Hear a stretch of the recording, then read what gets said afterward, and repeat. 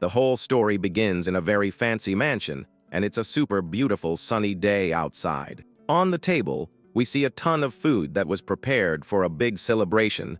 They're congratulating young Master Isaac for getting into the Royal Academy at just 10 years old. His nanny comments that it's a happy day, so she prepared all of his favorite dishes. The boy with silver hair ends up smiling a little shyly at all the compliments. He then thanks the nanny, and we find out his name is Isaac von Goethe. At that same moment, a guy comes closer to give a present to the young master. The man explains that the gift is because Isaac ended up saving his son's life. With that, the boy decides to accept the gift graciously and thanks the man for the gesture. Suddenly, a little boy comes running while calling for his older brother. He's holding an instrument and says he's going to play a song to celebrate the achievement. Hans praises Jonas, saying that even musicians think he's a child prodigy. Our protagonist smiles and says that he'd really like to hear his brother's music then. Jonas gets super happy with that answer and gets ready to start playing. And just like that, the little boy starts playing his instrument with great concentration. But out of nowhere, everything gets very dark and some voices start screaming Jonas's name. Then, a guy with silver hair wakes up very startled in his own bed. He realizes it was all just a dream and that he's in a dark room. With a very sad look, he calls himself an idiot for having that dream again. The young man thinks there's no way to go back to that happy day from the past. Meanwhile, someone is climbing the stairs, heading straight for the protagonist's room. He then stops right in front of a wooden door and is about to open it to enter. A man enters the room carrying food and greets him, calling him young master. He seems to notice something a bit strange and gets a very confused look on his face. Lucas then asks if the young master had a nightmare, since he looks pale. The white-haired guy explains that he dreamed about the past from about 20 years ago. Lucas says that's a long time to be thinking about old memories and hands him the food. The servant suggests he try some fresh cheese with the meal, and he also reminds him that after eating, they'll do the sword training he skipped. Isaac remembers that 20 years ago, he caught a flu 1 month before going to the academy. The flu lasted for 3 months, and his desperate father went to find a mage from the tower. The mage then said the boy had a very unusual type of body. He explained that every living being is born with its own place to store mana, but his son's mana circulation was too violent and fast for his body. If it continued like that, his place for storing mana would eventually break. And that's exactly what happened. The mana in his body burst like a dam. When it hit the mana outside, it caused a giant energy explosion. The explosion was so strong that it sent everyone nearby flying far away. A lot of people got hurt, and everyone in the mansion lived in great fear of him. Until one day, the mana finally reached his younger brother's right hand. Desperate, the boy begged his father to lock him up somewhere safe. With his eyes full of tears, he made this request to be able to protect everyone. He wanted a place where no one could get close, so they wouldn't end up getting hurt.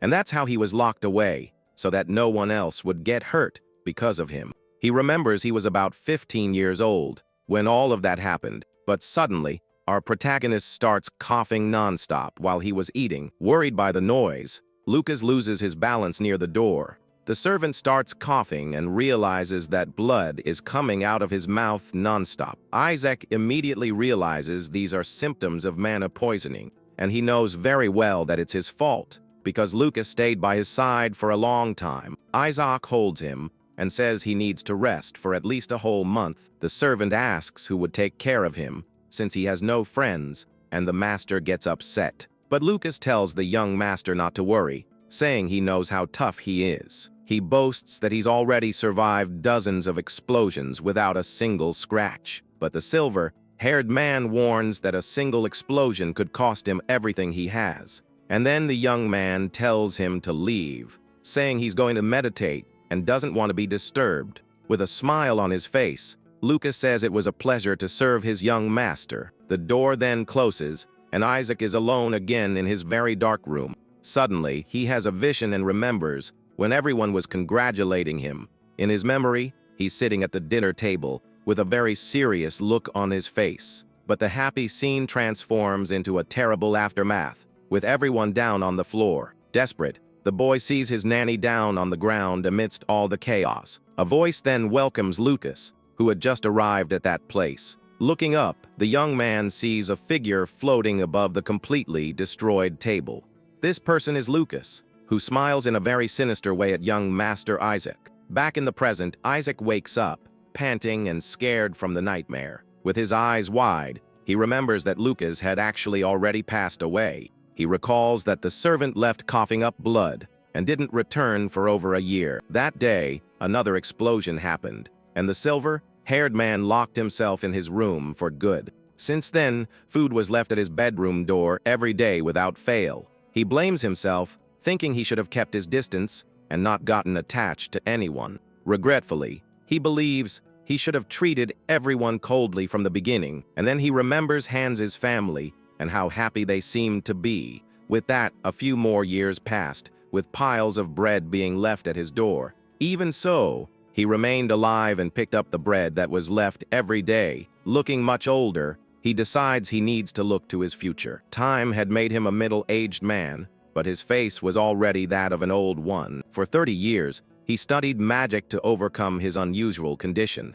With nothing left to learn from books, he now decides to begin his meditation. During his meditation, a mysterious voice began to speak inside his mind. The voice asks about his loneliness and advises him to truly know himself. And after many, many years, he finally found a clue to his curse. He wonders if something happened to his family while he studies the papers.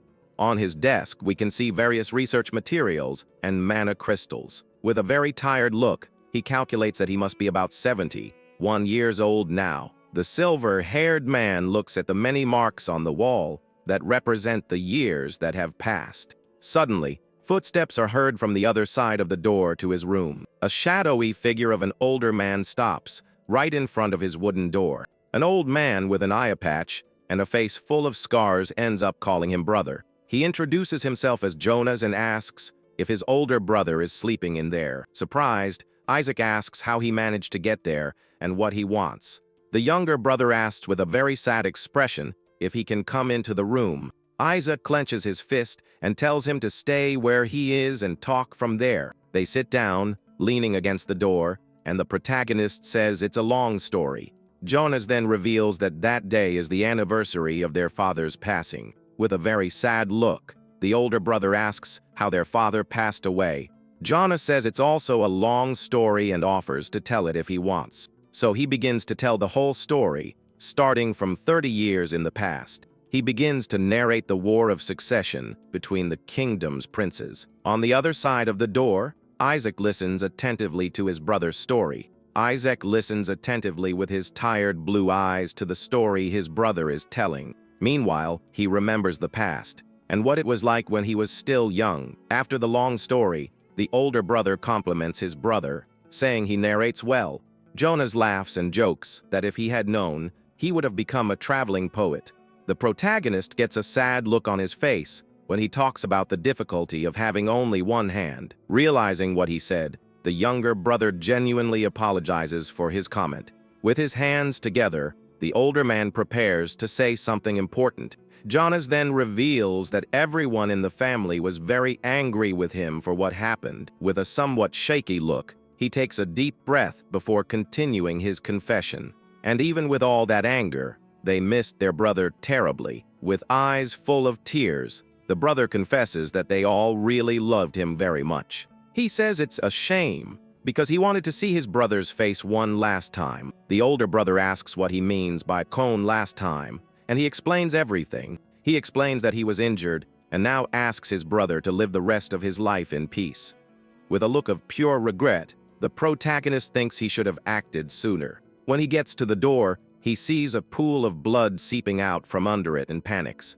In a panic, he opens the door very quickly to see what happened to his brother Jonas. And there he finds Jonas collapsed on the floor with a sword in him. Shocked by the scene, the older brother is speechless seeing his brother like that. He doesn't understand how Jonas managed to talk for so long with that injury. Then the protagonist picks him up, saying he can't just leave him there. And so, the silver-haired man starts walking, carrying his brother. He climbs a long staircase, carrying his brother in his arms with difficulty. Tears stream down his face as he wonders why everything ended like this. He asks himself why his brother is so light and how long it's been since he ate properly. Finally, he reaches the top of the stairs, where a bright light shines from the door. He takes a deep breath of fresh air for the first time in the decades he's been locked up. The older brother takes his first step out of his prison after many years. As he steps out, he is faced with the complete destruction of his old childhood home. He walks through the rubble and passes the body of a giant wolf monster. Extending his hand to the sky, he notices that it has started to snow everywhere. He decides he will wait until spring to lay his brother to rest in the cemetery. Looking at a snow-covered tree, he says that after that, he will also rest. The scene then changes from the tree, in winter to the same tree, but in spring. A white butterfly flies towards a branch where a new leaf has just sprouted. The butterfly then lands on the hilt of a sword that was stuck in the ground. The protagonist is in front of a grave that was recently dug in the cemetery.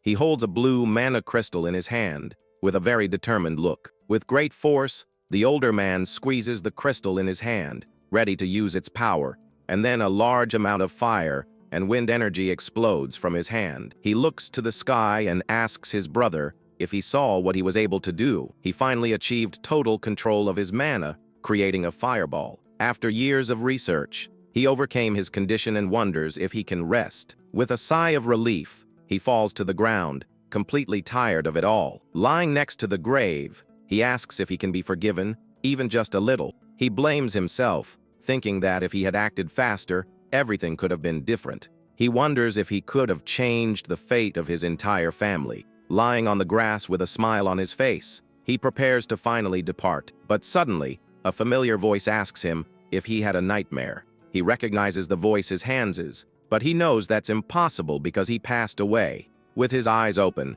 he realizes he has woken up from a long and tragic nightmare. Lying in his bed, he wakes up panting and confused by everything he just dreamed. Hans notices he's covered in a cold sweat and is pale and worries about his condition. The servant gets closer, asking if he had a rather restless night. The silver-haired man wonders if this is a dream or his life flashing before his eyes. Not understanding the silence, the young man on crutches asks if the young master is okay. He then remembers the past, when Jonas was climbing a tree in the garden. With a determined look, the young boy ignores the warnings of danger and keeps climbing. From the top of the tree, the younger brother smiles excitedly at the protagonist. Jonas shows a toy soldier to his brother with a big smile. Watching from the window, the older brother observes him with a very shocked expression. The little boy celebrates excitedly for having reached the top of the tree. With a very gentle smile, the protagonist watches his happy brother from the window. Realizing the situation, the silver-haired young man understands that it's not a dream. He realizes that somehow he has managed to return to the past again. The voice from his meditation echoes in his mind, reminding him to free himself from the past. The voice advises him to let go of his thoughts and the vision of his life. He then realizes he needs to become who he was truly meant to be in the end. With new determination in his eyes, he is ready to change his destiny. Suddenly, the sound of something breaking pulls him from his thoughts. 3 maids are in the hallway cleaning up the mess caused by his condition. They comment that his temper is getting more and more sensitive because of the pain. Hans overhears the conversation and, annoyed, says he's going to teach them a lesson right now, but Isaac grabs his clothes, stopping him from going to argue with the maids. The silver-haired young man says that they're not wrong about what they said. He then asks Hans to stop coming to his room so he won't get hurt.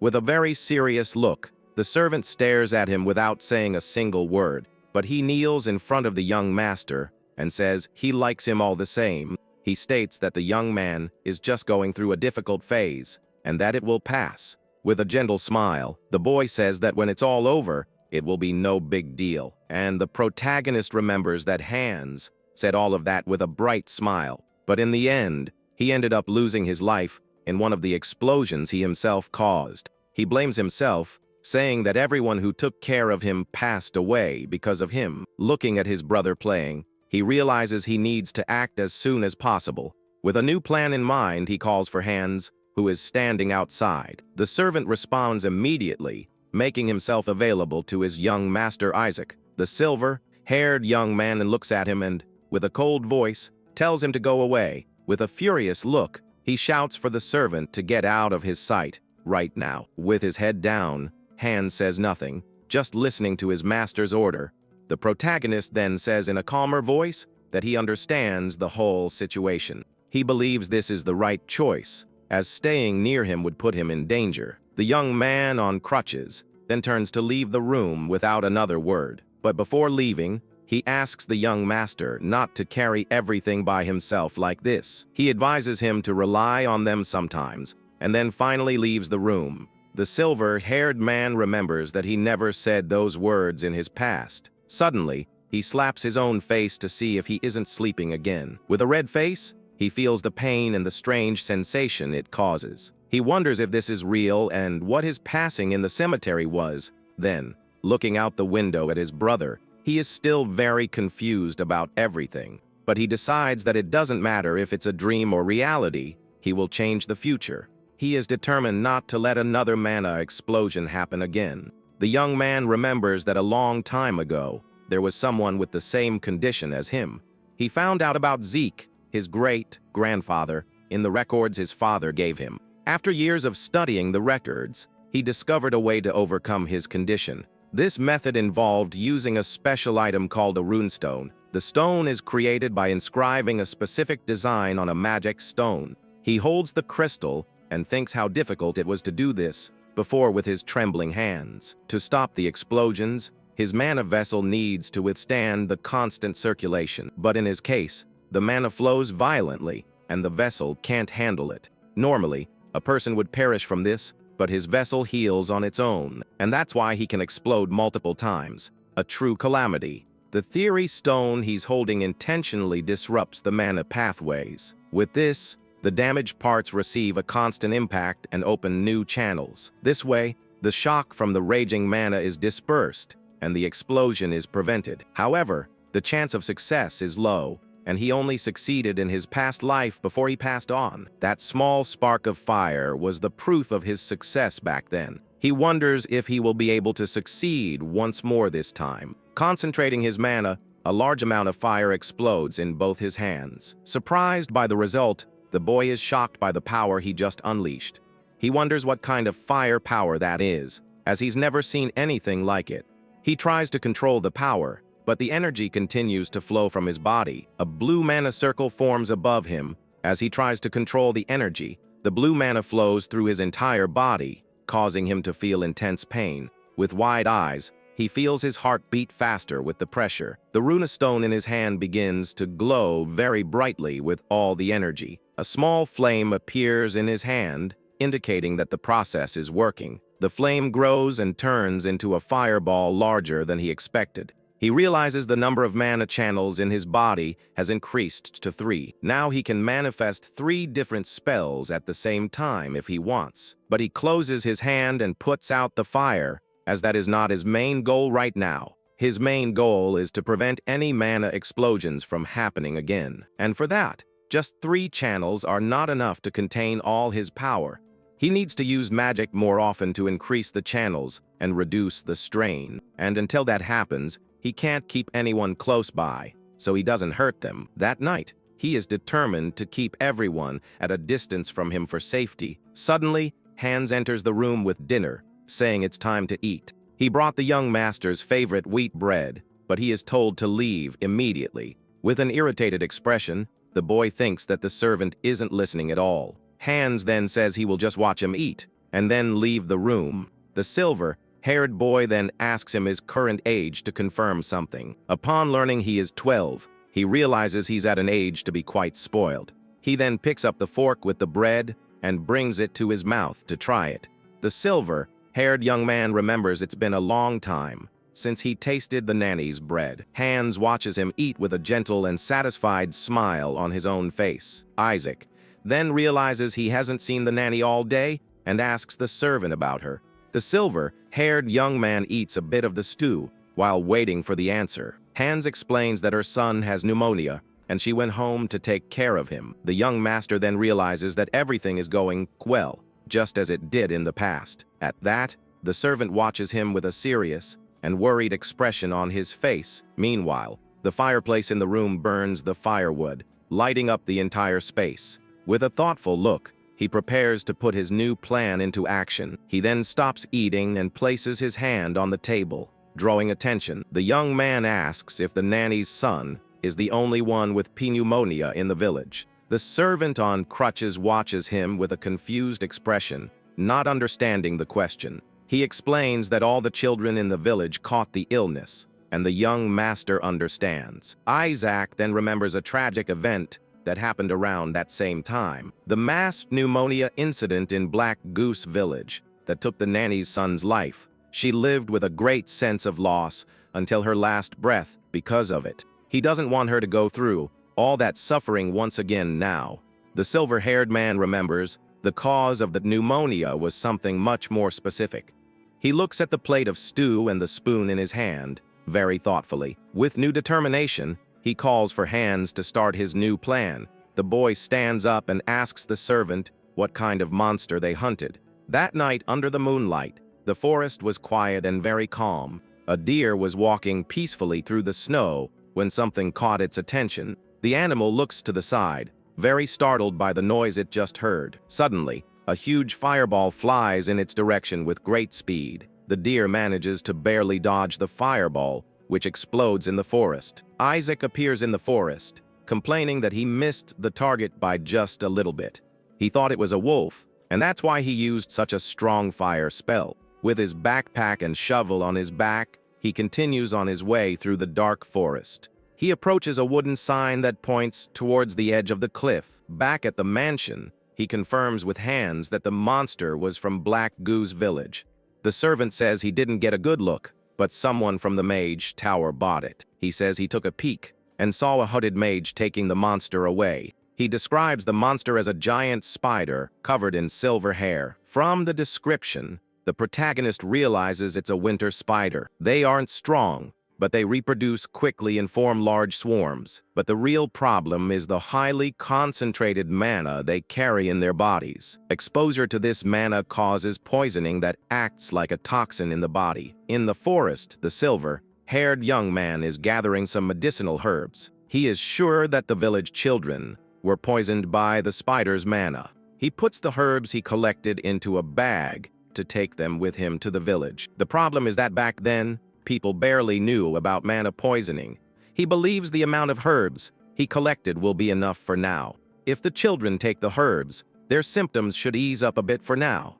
But the effect is only temporary, and the only cure is to get rid of all the spiders. He thinks about asking his parents for help, but his father is at the border fortress, and his mother is traveling the continent in search of a cure for his condition. If he just waits, the nanny's son's life will be in great danger. That night, he arrives at a quiet and silent village with windmills. He goes to a simple wooden house and knocks on the door very carefully. Inside, the nanny is sitting beside the bed of her sick son. Hearing the knocking at the door, she gets up, surprised and very scared. She opens the door and is met with a hooded figure in the darkness of the night. With her eyes wide with fear, she asks who is right there at the door. The silver-haired young man takes off his hood and greets her, saying she looks tired. She recognizes him and asks what the young master is doing there at this hour. Worried, she cleans the dirt from his face and hugs him very tightly.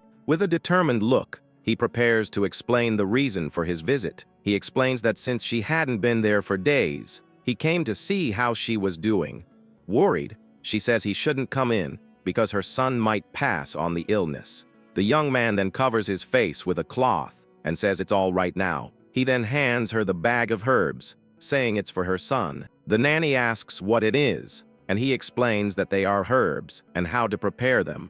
Isaac enters the house and goes to the room where the sick boy is lying down. He approaches the bed and observes the boy, who is sleeping with great difficulty. The silver-haired man notices the bluish spots on his face, confirming the poisoning. He tries to wake the boy by calling his name, with his mother watching from a distance. The little boy opens his eyes with difficulty and looks at young Master Isaac. In a weak voice, He asks Isaac not to fire his mother because of him. The boy blames himself, saying his mother didn't go to work because of his illness. The silver-haired man then says he won't fire the nanny and that she is very important.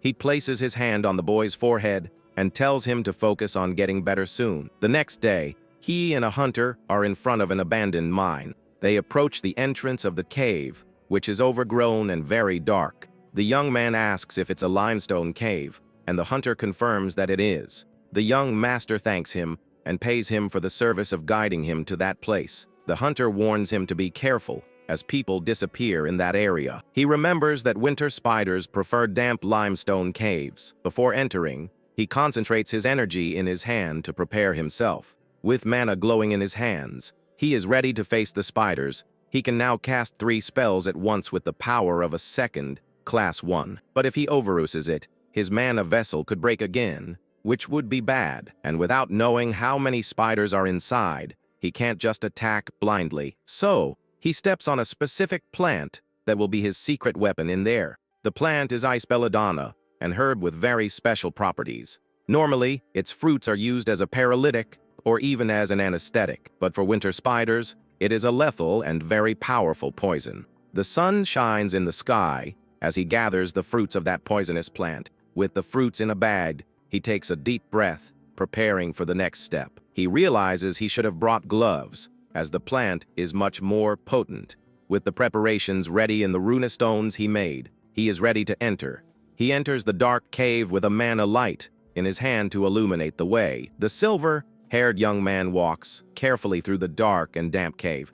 He approaches a descent and looks down, trying to see what's there. The protagonist thinks it would be very pathetic to perish in a place like that. He believes the spider's nest must be down there and looks for a way to descend. He finds an old rope ladder and decides to use it to go down. With a little fear, he prepares to go down the ladder, which looks fragile. He holds the rope very tightly and starts to descend to the bottom of the cave. The ladder sways with each step, but he continues down very carefully. Finally, he reaches the bottom of the cave and steps onto the dirt floor. Tired from the descent, he takes a deep breath and composes himself to continue.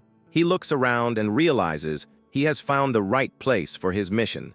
The cave is full of animal and human skeletons scattered on the floor. The bodies are piled up like mummies, completely drained of their fluids. He picks up a bone from the ground and identifies it as a human clavicle. The silver-haired man concludes that it must be one of the missing people the hunter mentioned.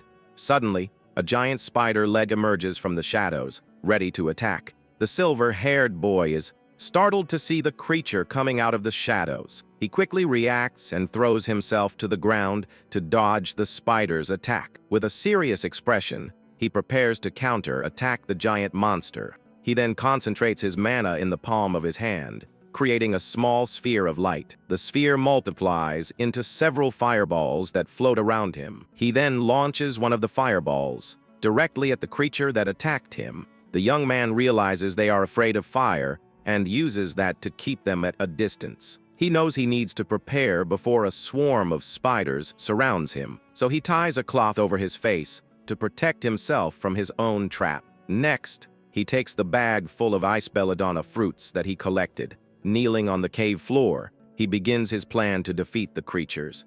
With his face covered, he looks forward, focused on his extermination mission. The young master then prepares to use the poisonous fruits against the monsters. He uses his fire magic to burn the fruits and release a toxic smoke. With that, the green smoke begins to spread throughout the dark cave. The creatures start to feel the effect of the poison and become disoriented. Several spiders begin to fall to the ground, paralyzed by the poisonous smoke. With a determined look, he declares that the hunt will finally begin. Suddenly, the scene changes to a bookshelf in a very fancy office. In his past life, he was in the office surrounded by piles of documents. The silver-haired man was writing angrily, wondering how things had come to this point. He then gets up and looks out the window with a very tired expression. Outside, he sees a man arguing aggressively with his subordinates. The man was shouting, questioning why the Lord had failed to protect his own people. He was asking why Black Goose Village was abandoned, and the Lord was getting irritated. Tired of the shouting, The young man moves away from the window, finding it all too noisy. He returns to his desk and thinks about asking them to board up the windows. But then he has a better idea and decides to move everything to the basement. It would be quieter there, and he could focus on researching his unusual condition. He planned to line the walls with a mineral resistant to mana explosions. With a smile, he turns and asks Hans what he thinks of his idea. However, he realizes there is no one in the room and calls for his servant again. His smile vanishes as he remembers an important detail about the servant. The Lord then recalls that at that time, Hans was no longer with him. He remembers the loneliness he felt while working day and night without stopping. His hand wouldn't stop writing as he tried to deal with the whole situation. An expression of exhaustion and sadness takes over his face as he remembers the past. He continued to write documents, trying to ignore the pain he felt inside. The memories of that lonely time haunted him constantly, without a break. The only thing that kept him busy was the endless work on his desk. But he wouldn't let the past shake him again with those memories. The young man was determined not to repeat the same mistakes of his previous life. Back in the cave, the poisonous smoke continues to spread through the area. The boy remains kneeling on the ground, waiting for the poison to take full effect. He thinks that he always remembers old things when his mind starts to wander. Seeing the fallen spiders, he confirms that the plant's poison worked very well.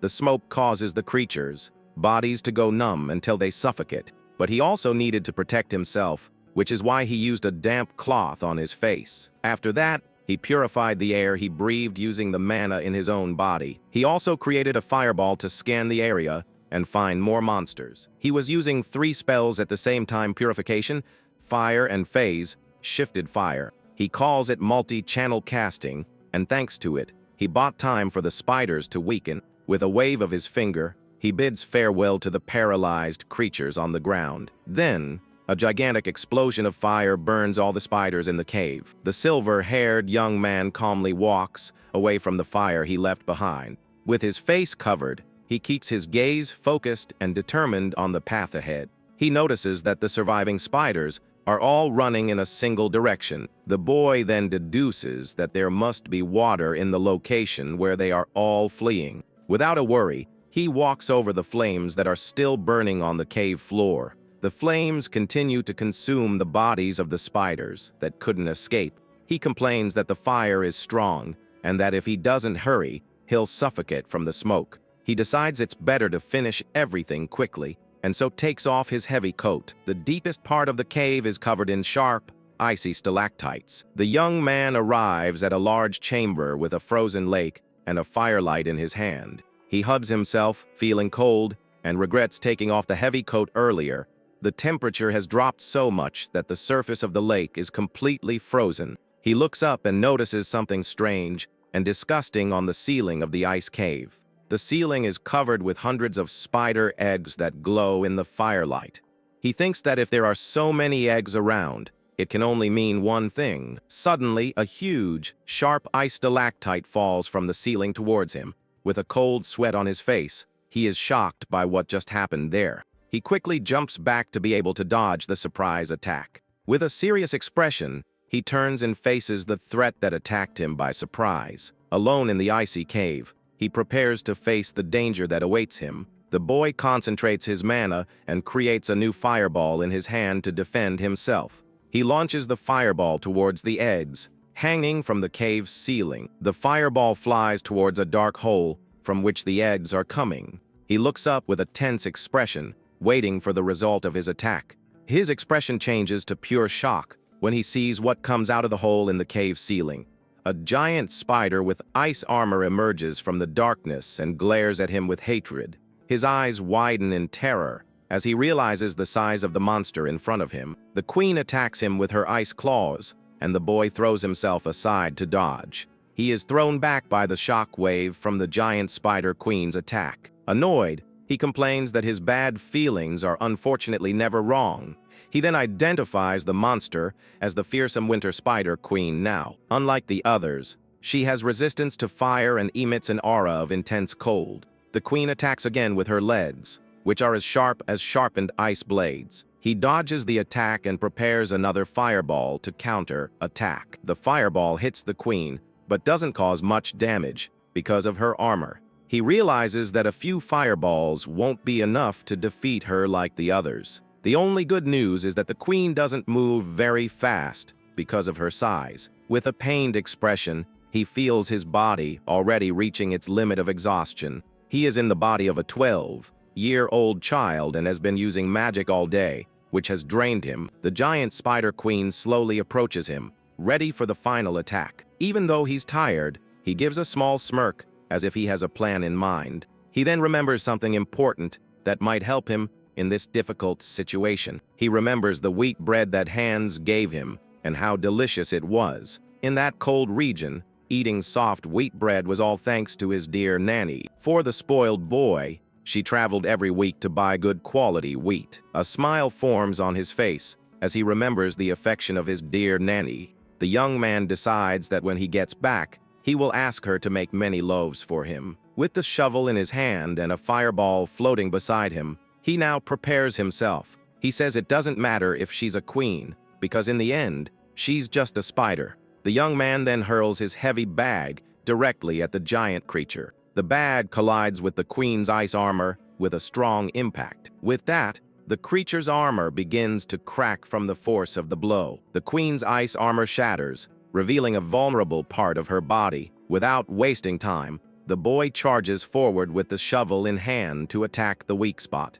With a determined look, he prepares to land the blow with all his strength. He then hits the cracked part of the armor with the tip of his sharp shovel. The blow hits the monster's exposed flesh squarely, making it scream in pain. The silver-haired boy jumps onto the queen's back, preparing for the next attack. He raises the shovel high, ready to deliver the final blow to the creature's head. But the queen thrashes violently and throws him off her back. The boy manages to grab onto one of the creature's ice legs at the last second. The queen tries to hit him with another of her sharp legs to knock him off. He holds on tightly, determined not to let go and to continue with his plan.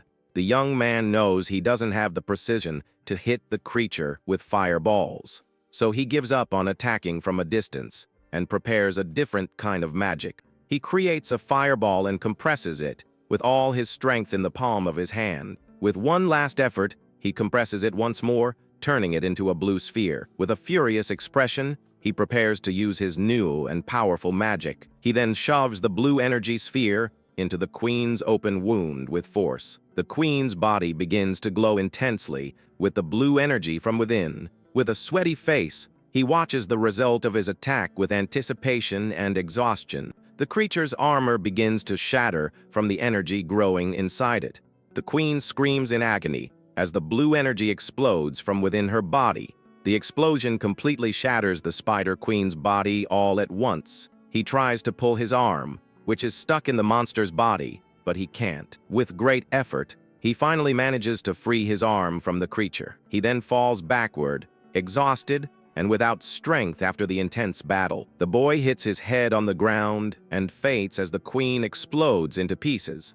Lying on the cold cave floor, he loses consciousness due to the impact. In the place where the queen was defeated, a bright blue crystal appears in the air. The queen's mana crystal floats in the air, enveloped in an aura of blue energy. He wakes up confused and wonders where he is, as he hears familiar voices. He recognizes the voices of the nanny and Hans, who is being scolded by her. She asks Hans if he really didn't know that the young master went to the mine. The nanny is worried, and Hans explains that a hunter guided him, but then disappeared. The young man remembers fainting and waking up alone at the cave entrance.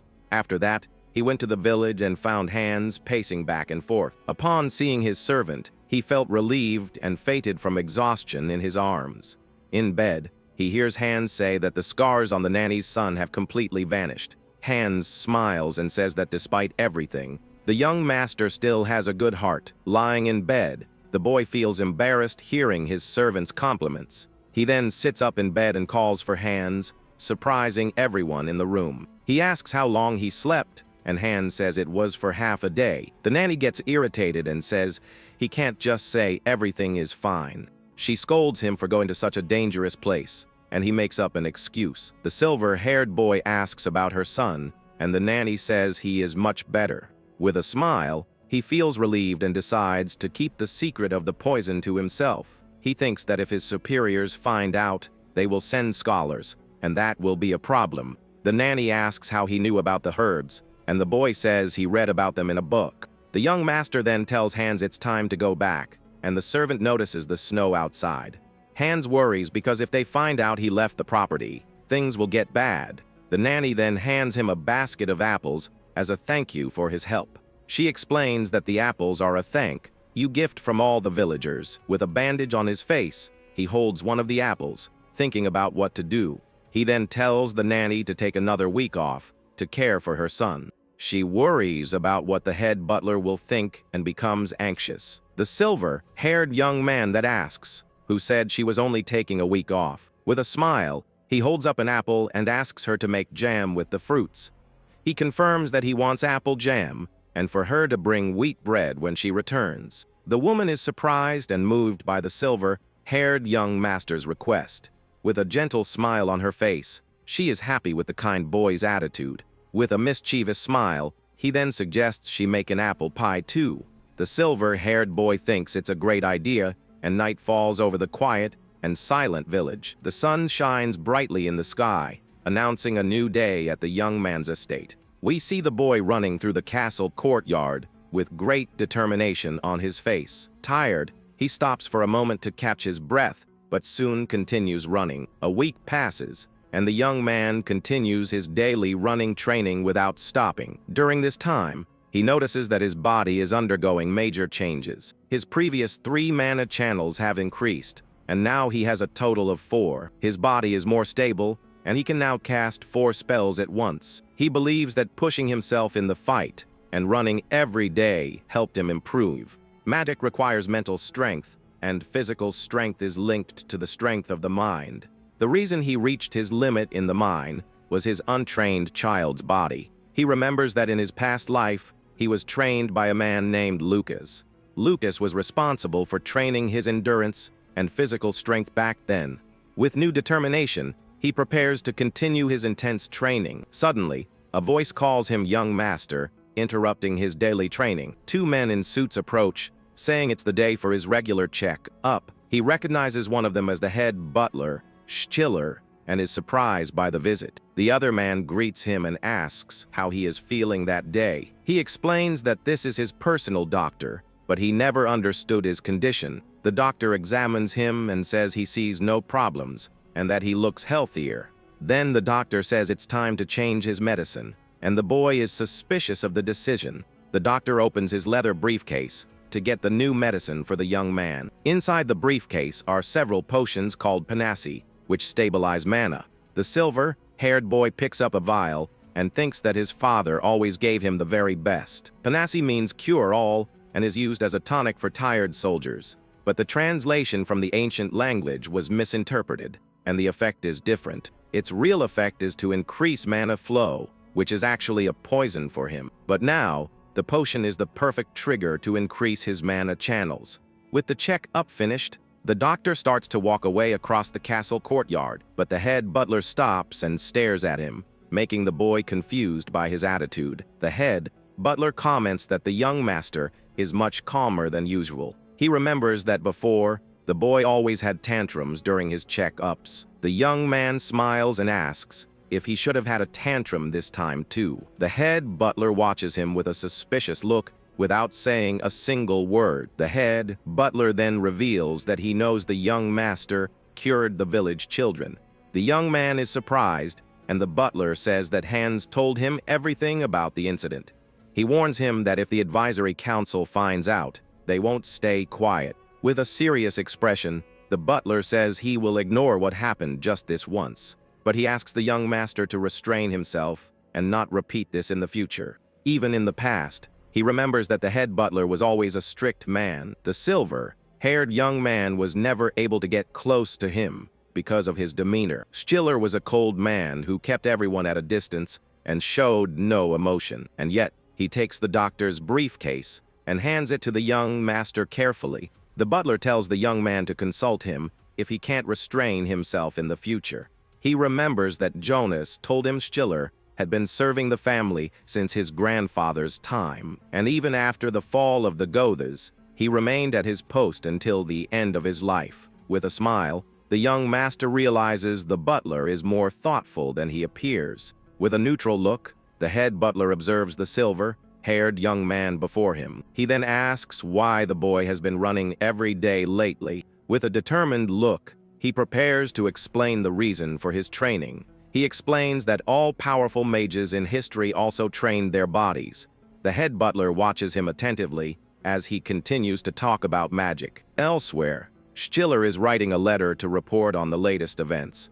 He reports that the young master cured the village children and that the check-up was completed. He believes the boy's future as a scholar or alchemist is promising. He thinks this will bring some peace of mind to the lord of the house. The head butler then asks a maid to come into his office to talk. A red-haired maid enters with a worried expression and asks to be excused. Stiller recognizes her as Rosa and asks the reason for her unexpected visit. Rosa explains that the maids keep disappearing and not returning to the castle. Stiller comments that he already knows about Clara and Annette's disappearances, but isn't worried. With tears in her eyes, Rosa says she is sure something happened to them. She believes her friends wouldn't disappear without saying anything to anyone else. Rosa wonders if it isn't strange that so many maids are suddenly disappearing. Elsewhere, two maids are talking about the recent disappearances. One of them comments that the climate and the monsters make the place dangerous to live in.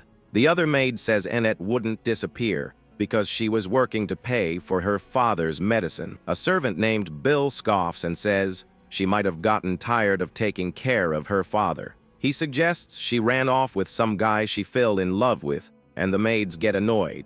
Bill says he's just kidding, but that he has his own theory about the disappearances. With a malicious smile, he approaches them and prepares to tell them his theory. He whispers that it's all the work of dark magic and shows a skull in a circle. He explains that since it's a family of mages, they might be using dark magic, and since the young master is sick, he suggests the Lord would do anything to save him. The maids are shocked and wonder if the girls were offered as sacrifices. Bill smiles and teases them, saying he might be right about his crazy theory. Rosa scolds him and says the Lord wouldn't do that, as he even took in a criminal. Bill gets annoyed with Rosa's comment and calls her a cheeky and insolent brat. Suddenly, a mysterious voice catches Bill's attention, saying it's an interesting story. Isaac appears with a smile and asks Bill to tell him more about his theory. Startled, Bill begins to explain that the disappearances started 2 months ago. With a serious look, he continues to report the details of the disappearances.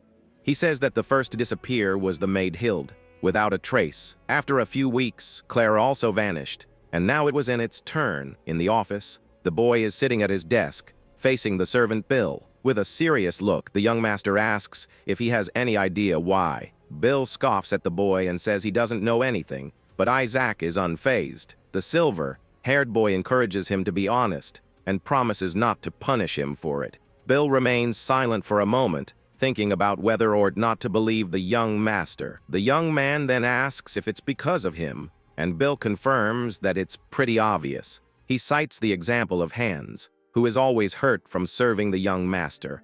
Bill says that Hans is always saying he won't have a peaceful passing because of this. He then realizes he's gotten himself into trouble and that he shouldn't have said that. The young master then calls Bill by name with a serious and intimidating voice. Desperate, Bill begs for his life and asks the young master to spare him. Isaac asks if he doesn't want to perish, and Bill desperately confirms that he doesn't. With a smile, the young man says that in exchange, he'll have to do something for him now. Bill agrees to the proposal with a look of relief and fear on his face. Night falls, and the moon shines in the sky, illuminating the darkness of the large castle. Sitting on his bed, the silver-haired young man uses his blue flame magic. He concentrates and begins to call out the names of the missing maids. The images of Rosa and Annette appear amidst the blue flames surrounding him. With the blue flame in his hand, he prepares to begin his investigation. With a snap of his fingers, he is ready to find out what happened to them. He remembers the maids' names and prepares to use his own magic. He recalls that Rosa and Enid were the only ones to serve him after Hans passed away. In his past life, they volunteered to take care of him despite his bad reputation. He remembers having a tantrum and breaking a potion vial on the floor. The drops of the purple liquid mixed with the blood that was dripping from his hand. He yelled at the maids to leave and let him be alone in his dark room. With expressions of sadness and fear, the maids left the room without a word. He remembers yelling at them not to bring that useless potion anymore. One of the maids tried to encourage him, saying he shouldn't lose hope. With his face covered by shadows, he wondered what hope was to him. Standing against a red background, he questioned what they would know about his suffering. He remembered the pain of having taken someone's life with his own hands. He confessed to them that he took his own friend's life with his own hands. The brown-haired maid looked at him with an expression of shock and pity. Confused, he wondered why they were still there after his confession. The red-haired maid remembered Annette and what she had said back then. Annette regretted not having looked back or reached out her hand to Clara. The silver-haired young man observed the scene with a surprised expression. Annette explained that everyone ends up doing something they never wanted to do in life. With a serious look, he realizes that he was not alone in his suffering and pain. He remembers Annette's kind eyes, which looked at him with understanding and empathy. Annette's dark confession ended up comforting him in a strange and unexpected way. He regrets not having asked more about her story back then. With new determination, he gets up from the bed, ready to act and change the future. Bill knocks on the young master's door and announces his arrival. Isaac asks if there is any news about the whereabouts of the missing maids. Bill explains that he asked the beggars, and the descriptions matched perfectly. The young master then asks what the answer to the mystery of the disappearances is. Bill reveals that the maids were taken by slave traders from the region. The young man is confused and asks why they would need a middleman to go south. Bill explains that they need transportation and protection from bandits on the way south. With that, the young master agrees that his story makes sense when explained that way. In his thoughts, the servant scoffs, thinking that a child doesn't understand how the world works. However, he suddenly seems to realize something, and a spark of an idea appears in his mind. Bill then hands something to the boy, who is sitting calmly on his bed. With a smile, he says it was expensive to make the beggars talk, and that he spent all the money. The young man is surprised and asks if he spent the 20 silver coins he gave him. Then Bill just laughs and comments that people are very suspicious. But Isaac stares at him seriously. He pretends to be moved by the boy's generosity, who says that money doesn't matter. Isaac then asks if he has anything else to do, and the servant confirms that he does. With a smile, the young master offers him another job and promises a good reward. Bill accepts immediately, thinking he has completely fooled the boy and is happy. He believes he can make a lot of money from the young master, who is like a golden goose. Thinking about the risks and rewards, Bill offers to take the young man to the middleman. The servant is radiant, believing that life is about taking risks for great returns. But suddenly, the scene changes, and Bill is shirtless inside a dark and cold cell. Next to him, there is a skeleton in a corner, showing that the place is dangerous. Desperate, he grabs the bars and shouts, wondering how he ended up in this situation. He then looks out of the cell and sees the young master standing on the other side, watching. Isaac holds a blue mana stone with a subtle smile as his eyes glow. The dungeon is dark and damp, with a sewer channel running through the middle of the hallway. With trembling hands, the servant continues to hold the iron bars of his prison. In a panic, he can't understand how his perfect plan went so wrong so suddenly. He remembers smuggling the young master out of the mansion without any problems. Tracking the middleman who took the maids was also surprisingly easy. However, something unexpected happened when they found the man they were looking for. The young master was wearing fine clothes and an elegant cape that drew a lot of attention.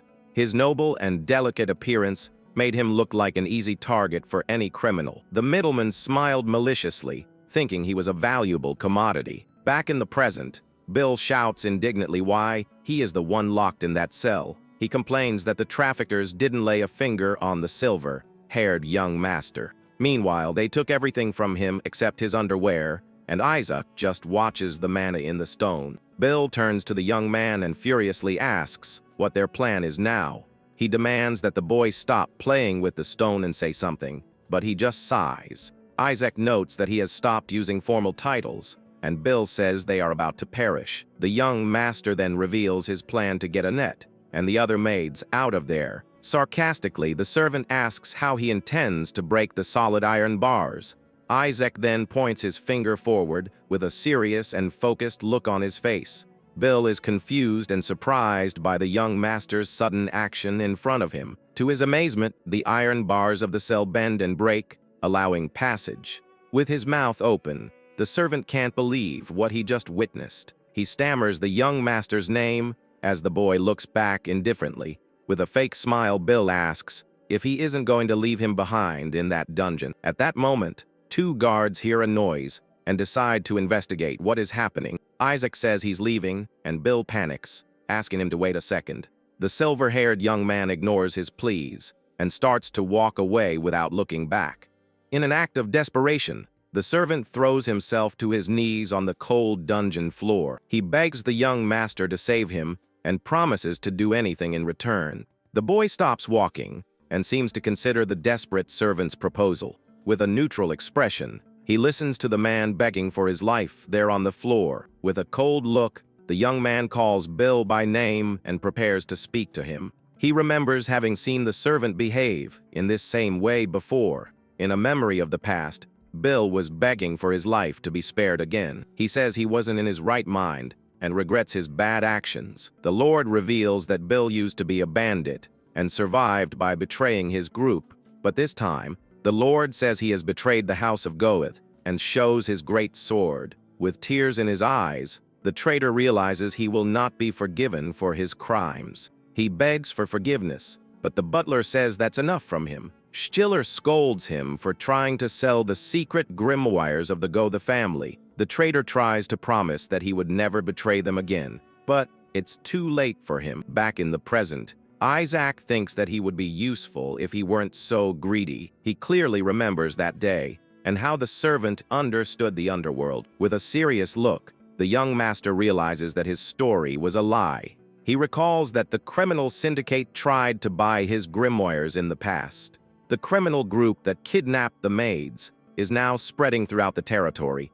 The silver-haired young man knows he needs to remove this threat as quickly as possible. With a scroll in hand, Isaac reminds Bill that he promised to do anything. He then says he needs the servant to do something for him first to prove it. Elsewhere, in a dark dungeon, a lantern illuminates the stone corridor. In a room, some men wait while one of them sits at a table to eat. One of his subordinates comments that his father is not eating again today.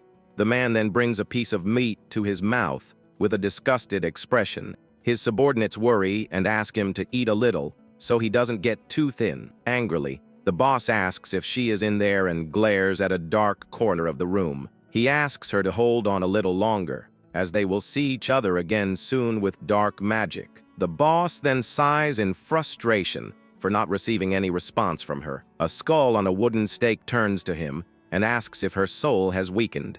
One of the subordinates asks where his bathwater is, and the other answers nervously. Suddenly, he is thrown backward with a scream of pain and surprise on his face. With a swift move, the boss grabs one of his men by the neck and lifts him up. With a furious look, he glares at the man who is struggling in his strong hands. The boss asks if that man is enough to prepare his bathwater. The terrified subordinate agrees and says he will prepare everything immediately. The other men watch the scene in silence as their companion is discarded. One of them complains about the dark magic that is affecting their own boss's mood. They comment that they have tried everything, but the magic continues to have its effect. One of the men suggests using the merchandise they were going to sell, but the other scolds him. Suddenly, one of the subordinates feels something strange and stops talking abruptly. His companions look at him with curiosity, and he looks down the dark corridor. The stone corridor is silent and gloomy,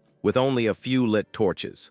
The two men look at each other with an expression of worry and fear on their faces. They feel that something is wrong and are on high alert for any danger. Suddenly, a noise echoes through the corridor, and they wonder what it was. With wide eyes, they prepare for the worst that is to come.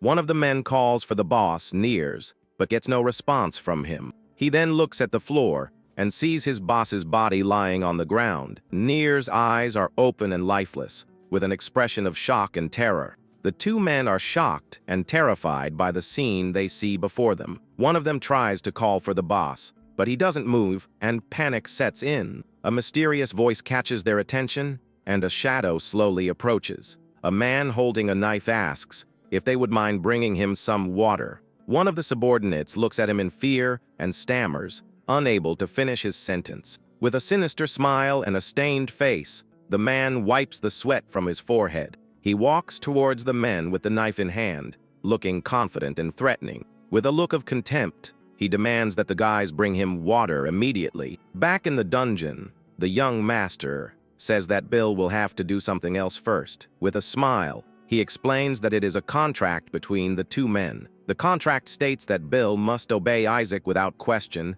and not reveal anything. The last clause says that the punishment for breaking the contract is perishing, and Bill gets scared. The boy reveals that he will have to sign with his blood to activate the contract's magic. Bill shouts and asks who is there, but Isaac tells him not to worry about it. The young man says they don't have much time and that they need to hurry with the contract. With a fearful expression, the servant questions if he really wants to stay alive. After a moment of hesitation, Bill starts walking towards the young master. He places his finger on the scroll, preparing to sign the magic contract. Someone's footsteps approach, and they prepare for the guard's arrival. With a sweaty face and closed eyes, the servant prepares to do his part.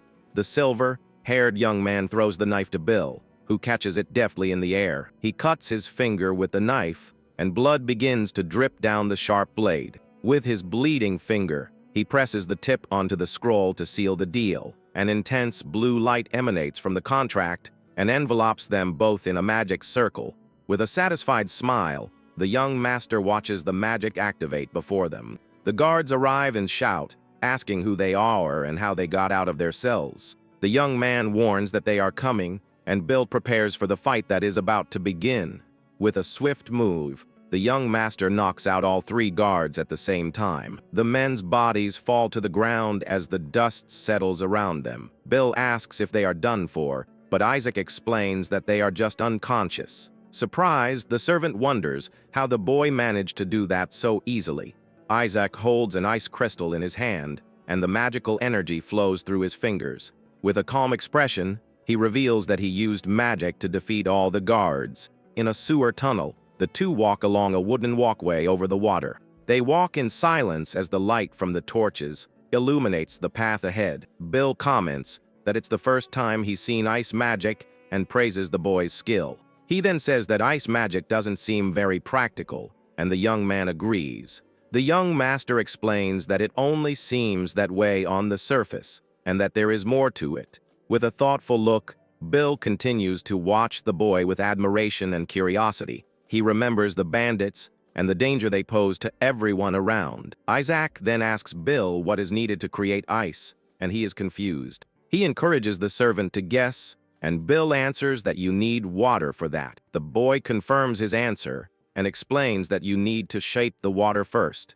He demonstrates the process by creating a sphere of water that spins in his hands now. The young man explains that performing all the steps at the same time is not easy to do. Bill gets startled upon hearing a noise and realizes they might be found. The bandits shout asking who they are, and Isaac prepares to attack. With a determined look, he points at the enemies and prepares to use his magic. A large mass of ice forms in the air and launches itself towards the bandits. One of the men looks up with an expression of terror and surprise on his face. Isaac reveals that he used a phase change magic to create the ice instantly. He explains that it's not very convenient for close combat and smiles at Bill. The silver-haired young man says he wouldn't use ice if it weren't for that crystal.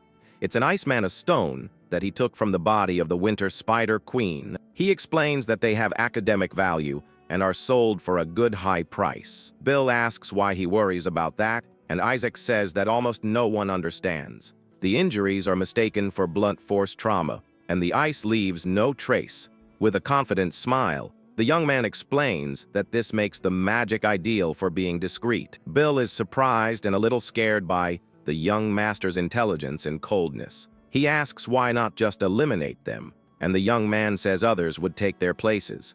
Isaac reveals that he is leaving them alive on purpose and drags him away. He attacks the 2 remaining bandits and knocks them out with the same ease as before. With a cold look, the young master says he only intends to eliminate 1 person there. His footsteps echo through the stone corridor as he approaches his target. Bill watches with astonishment and fear the determination of the boy who walks without hesitation. An imposing figure emerges from the end of the corridor and glares at the 2 intruders.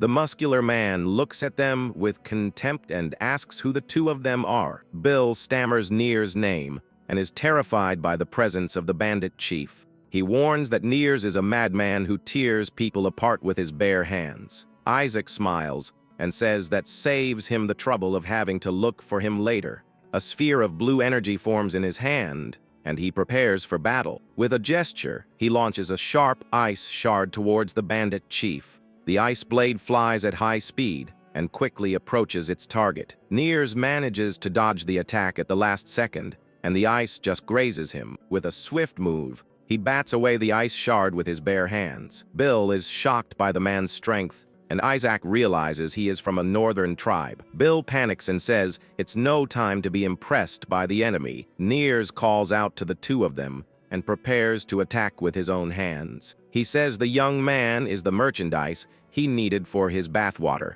The bandit chief says the boy will be a good ingredient for his dark magic. Bill begs him not to eliminate him, but Niers advances towards him without hesitation. With his eyes glowing red, Niers prepares to attack the defenseless servant.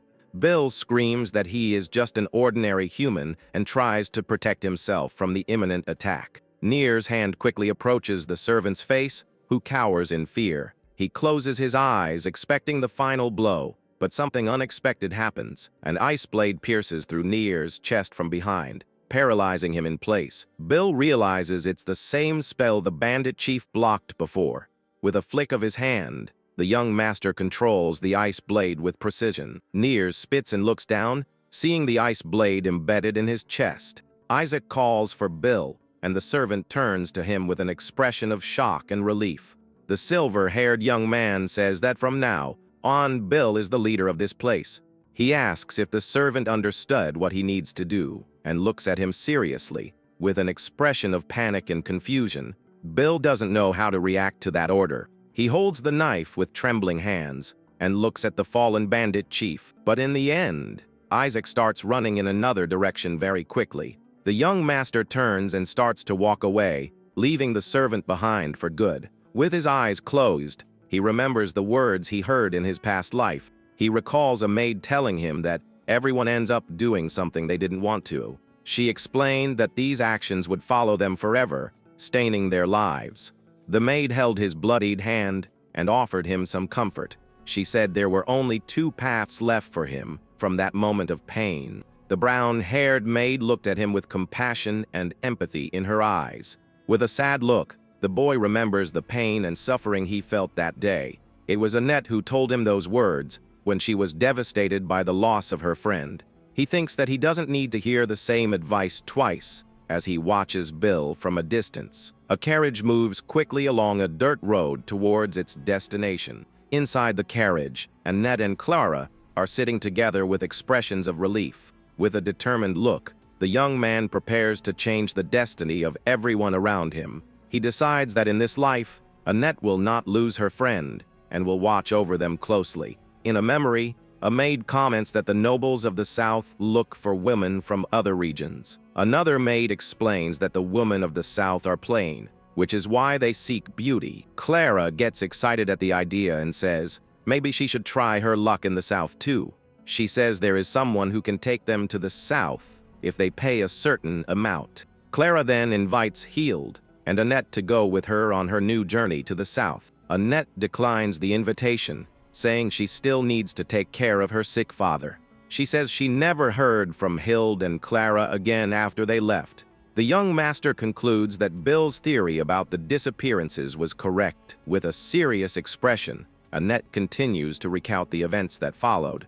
She says that when she found Hild and Clara in the sewers, they were not themselves. Isaac understands the situation and realizes that the maids were victims of something terrible. He remembers that sewers are dangerous places where people are sold. Annette reveals that she could have escaped at any time, but chose to stay there. She explains that the door of the cell they kept her in was broken, and she could have left. She looked out of the cell and saw Clara in a state of desperation and great fear. With tears in her eyes, the maid remembers hearing her friend's sobs. Clara was huddled in a corner, with her hair covering her face in despair. Annette realizes that if she had stayed there for a few more days, she would have left her friend. With remorse, she touches the bars of the cell, thinking about the fate that almost separated her from her. The silver-haired young man watches her, with an expression of understanding and empathy. With a guilty expression, Annette confesses that she almost took her own friend's life.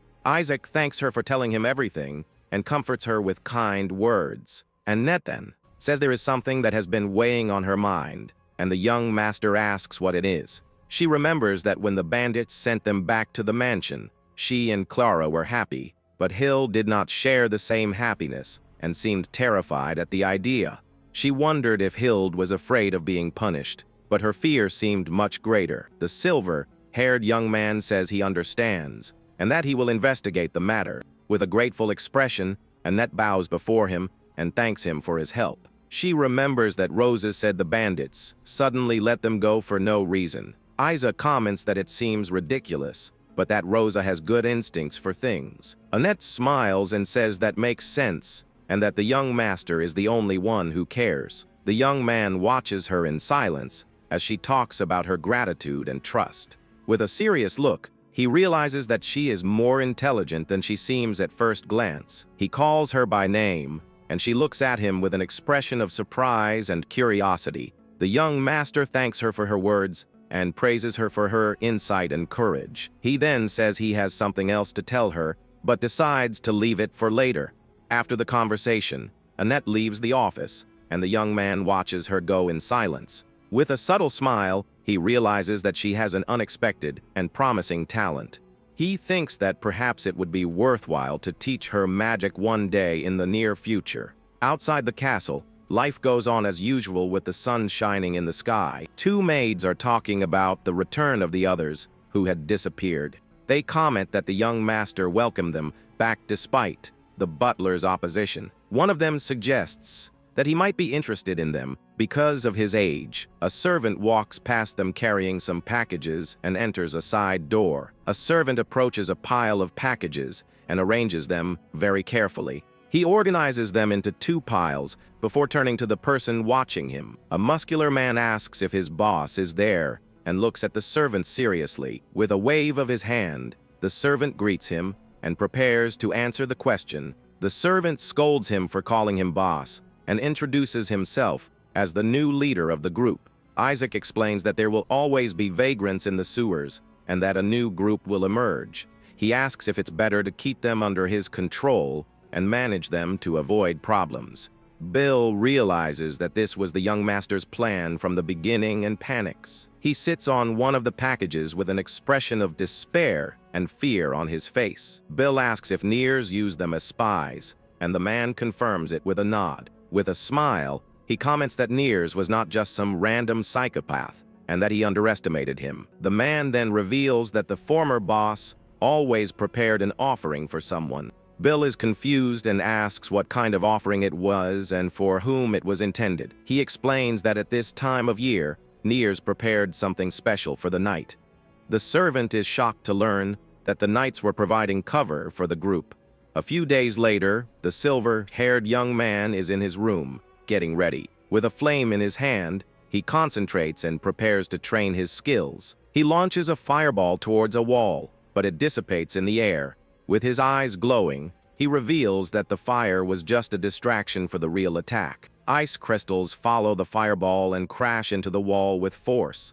The combined attack of fire and ice hits the wall with a very powerful impact. With his fist clenched, he prepares for the next step of his intense training. The wall shatters from the impact of the magical attack, and he observes the result. He stops suddenly and looks at the mirror, which reflects a very intense blue light. After eliminating Niers, his mana channels increased from 4 to 5 in total. He thinks he needs to practice, using multiple types of magic at the same time. The boy knows he was lucky with Niers, and that he can't count on that again. With a determined look, he prepares to face the challenges to come. He knows he was the one who took Niers' life, and that he needs to be stronger now. He lies down on the bed and remembers the stories Jonas told him before he left. He recalls that the enemies of the House of Goa were adapted to fight against mages.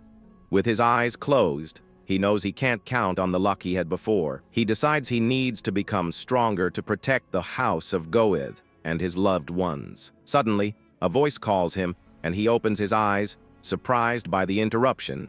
A maid and a servant enter his room with a basin of water and towels. The older woman asks Hans to bring the young master's clothes, and he obeys. The young man asks what is happening, and the woman answers with a question. With a smile, she announces that his lord has returned to the castle after his long absence.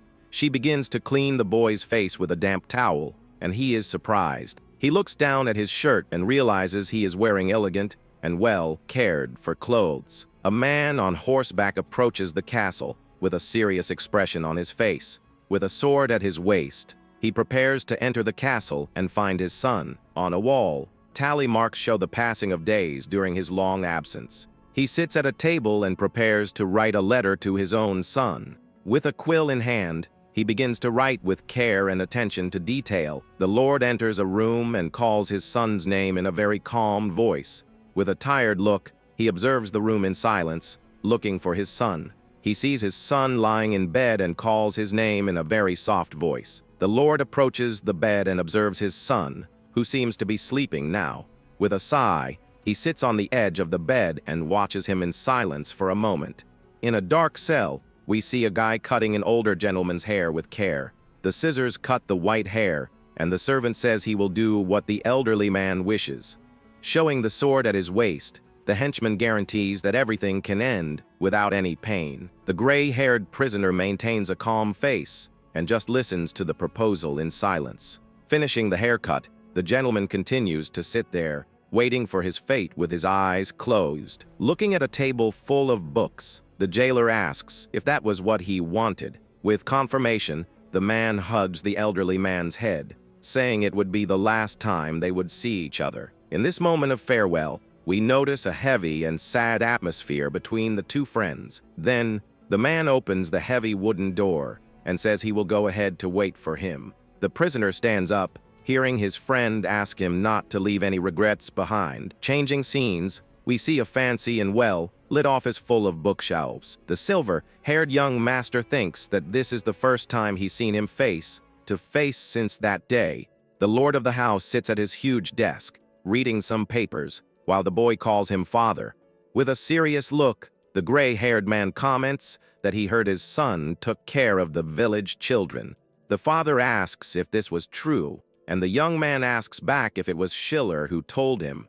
The lord confirms, thinking he had misheard, but the young man quickly justifies himself, saying he was lucky. He explains that he found a book about a rare disease, and the symptoms matched the children's. Hearing this answer, the older man begins to tap his fingers on the wooden table calmly. The father changes the subject, asking about his son's health, and the boy replies that he hasn't caused any more explosions. The man praises the doctor they brought, and the protagonist agrees, pretending the treatment helped. The sun shines brightly through the large stained glass windows of the castle, illuminating the entire room. The atmosphere in the room remains calm, and the two sit in a brief moment of silence. Breaking the ice, the Lord asks how things are and waits for the answer with curiosity. The boy is surprised, wanting to know if he was referring to the winter border fortress. The father questions this sudden interest, and the young man replies that one day he will have to go there. The older man reports that everything remains the same, with knights fighting monsters in heavy snow. Thinking for a moment, he says that the only difference this time was that they stopped in the city of Bern. The protagonist immediately remembers that this is the city with the sewer where supplies are purchased. The Lord mentions that a very problematic incident happened there, leaving the boy curious. The man explains that a recruit attacked a commander, and the young man deduces that the attacker was eliminated. Denying this, the father reveals that the injured commander requested a military tribunal to be opened. The boy finds this attitude strange, but at that exact moment, the large office door is opened. Someone apologizes for the interruption and soon notices that the silver-haired hare is present. Two knights enter the room, and one of them smiles, saying it's an honor to see young Master Isaac again. The boy observes them with great attention, trying to understand the reason for their unexpected visit. The other soldier has a bandage on his head and makes a polite bow with his hand on his chest. The Lord tells them both to enter and informs his son that he may now leave the office.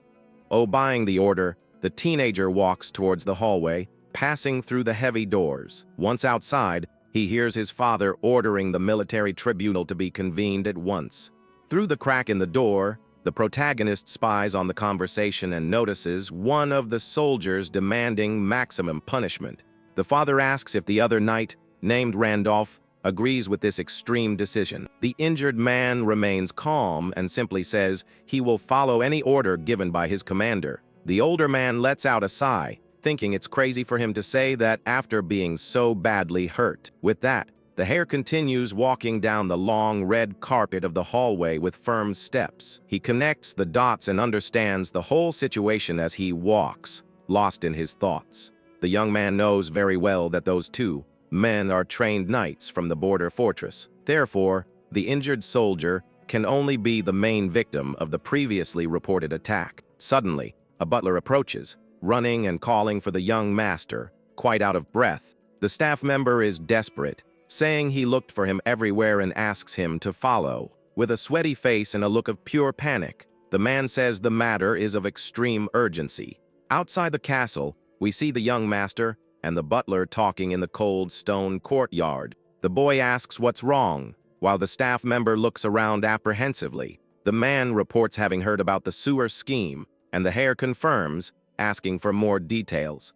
Apparently, there were people receiving bribes to turn a blind eye to all the crimes in the area. The protagonist asks who these corrupt individuals were, and the employee hesitates a bit before answering. With a terrified look, the servant breaks into a cold sweat, trying to gather the courage to reveal the truth. He then says that the knights were involved, leaving the young master completely shocked. Continuing his report, the staff member says that the body of one of the old henchmen was found on the street.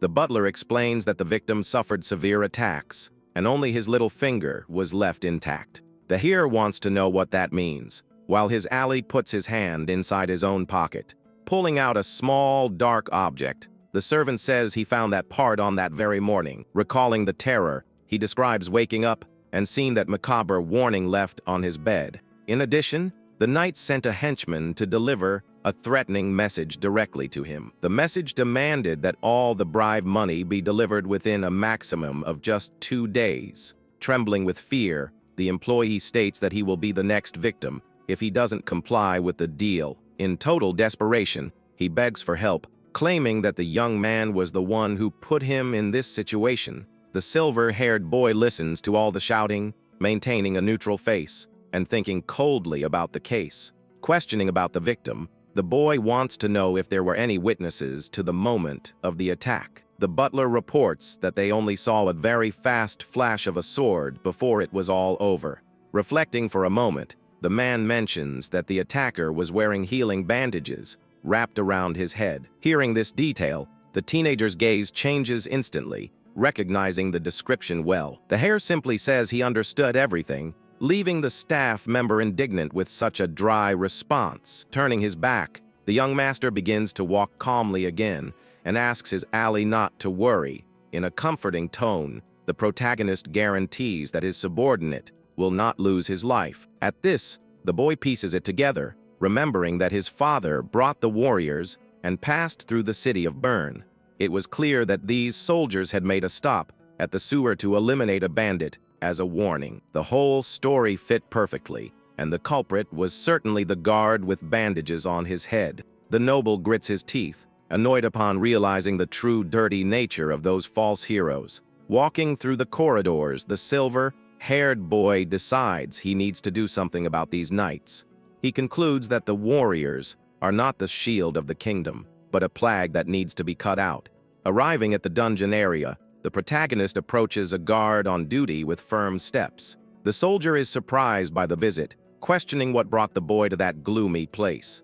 Being very direct, the young man asks if the prisoner convicted of rebellion was being held inside. Through the heavy iron bars, we can see a dark-haired man bound by chains. Ignoring the guard's surprise, the young master announces in a loud and clear voice that he has come to visit that inmate. Hearing this different voice, the mysterious prisoner opens one of his eyes, revealing a deadly gaze. The guy wants to find out if the Knights of Winterband are working together with Niers and their crimes. So he asks the prisoner if he knows this Niers person and waits for a response. The young master mentions he heard the group is involved in human trafficking. Knowing how heavy that accusation is, the prisoner just clenches his fists in anger, staying completely silent. He keeps a very serious face and stays quiet for a little while, saying absolutely nothing. Our hero finds the guy's face very familiar, but he can't quite remember where he knows him from. He continues the interrogation, wanting to know what the connection is between the underground operations and the company's boss. But the dark-haired guy remains silent and doesn't even turn around to look at the nobleman. Then, out of nowhere, the inmate warns that he will talk only once about everything that happened. With a very quick movement, he steps close and grabs the iron bars of the cell in anger. The prisoner yells furiously that he knows absolutely nothing about the matter he just mentioned. The white-haired boy looks at the guy very seriously, completely ignoring all that shouting. Changing the subject, the inmate asks what the name of the young master standing in front of him is. With a slight smile, the protagonist replies that his name is Carlson and stares intently at the guy. Then the hare says he remembers everything and asks if he'll keep lying while calling him Kyle. Hearing his real name, the guy is totally shocked, not even knowing how to react at that moment. He steps away from the cell bars, taking a few steps back, terrified by that revelation. The prisoner named Kyle then asks how the boy found out that secret name of his. The nobleman remembers hearing the name Kyle for the first time during the kingdom's civil war. That entire massive conflict started right at the succession ceremony for the old king's throne. The second prince, who lost the war for the crown, betrayed everyone by allying himself with the empire. Because of this, he caused a tragedy at the party, leaving the crown stained with the blood of innocent people. After the kingdom was overtaken, the people rebelled, and the leader of that uprising was Kyle himself. Kyle was now pretending to be Carlson and doesn't understand how the kid uncovered his real identity. The white-haired boy says he only read about his life in a very famous book. The book was called The Chronicles of Villains and told the stories of a lot of criminals. The coolest part was that the book said Kyle would become the 7th sword master of that place. And seeing the guy in person, our hero completely agrees with what was written in the book. He notices the bizarre amount of mana Kyle possesses and how well trained the guy seems to be. The young master thinks about the level of strength Kyle will have once he unleashes his power. Kyle gets angry and demands that he explain how he knows all this about his life during the rebellion. The boy laughs and tells him not to be surprised, as he also knows he is the son of that Cation guy. Shocked by another piece of information about his family, the inmate asks who the boy really is. The nobleman asks why he doesn't recognize the eldest son of the go of the family, making the guy upset. Kyle wants to know the real reason for the visit, and the boy says he doesn't care about a simple mercenary, especially one who vanished from the map more than 10 years ago, leaving the prisoner absolutely furious.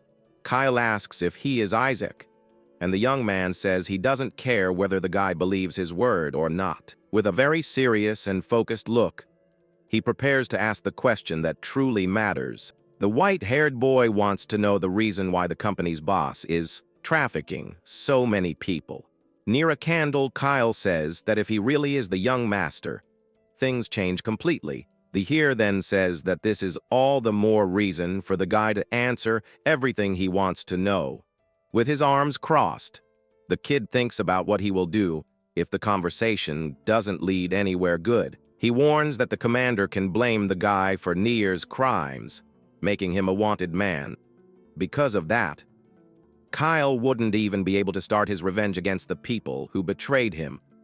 The prisoner clenches his hands again, thinking about how complicated his current situation is. The dark-haired guy remains silent, looking like he's facing a major dilemma right now. The two stand still in the dark cell, with the nobleman waiting for an answer from the silent prisoner. The white-haired boy thinks that Kyle isn't foolish enough to be manipulated like his butler was. Seeing that he won't get anything, the hero turns around to leave and try to come up with a new plan.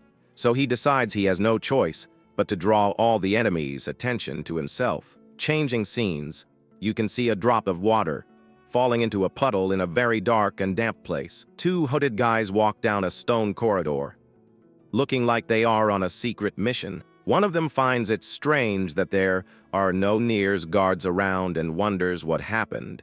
With that, his partner points to something right ahead and tells the other to look very closely. They find the cages where the merchandise was kept empty and get very angry about it. Apparently, the new boss stopped the bribes and called the guys to settle the dispute right away. They wonder if the new Niers will cancel their deal and open the door very slowly. But when they open the door, both get a surprise from the person who was waiting on the other side. The protagonist's butler greets the guys with a forced smile, sweating coldly from pure fear.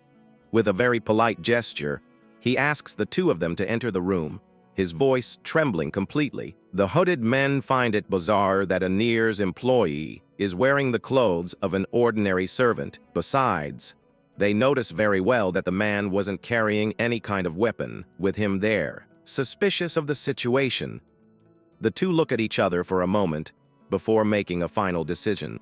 So they enter the room and walk very slowly down the corridor, holding their swords in their hands. With a very serious look, the leader of the group prepares to come face to face with the new boss of Nier's. They enter a dark room and see a guy sitting at a table lit by a burning candle. The hooded man asks if he is the new boss and complains about being summoned without any warning.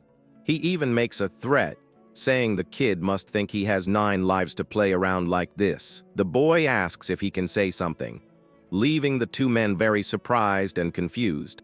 They find that childish voice strange and notice that the new boss was just a very young kid.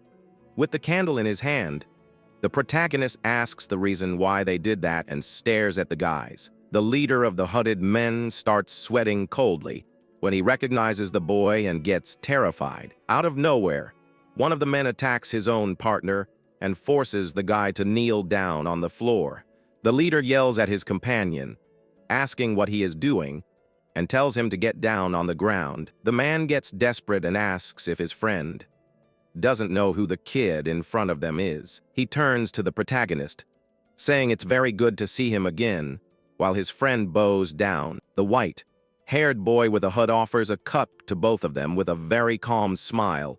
Knights Fickle and Randolph are in total shock to see that the young Master Isaac was the boss of everything.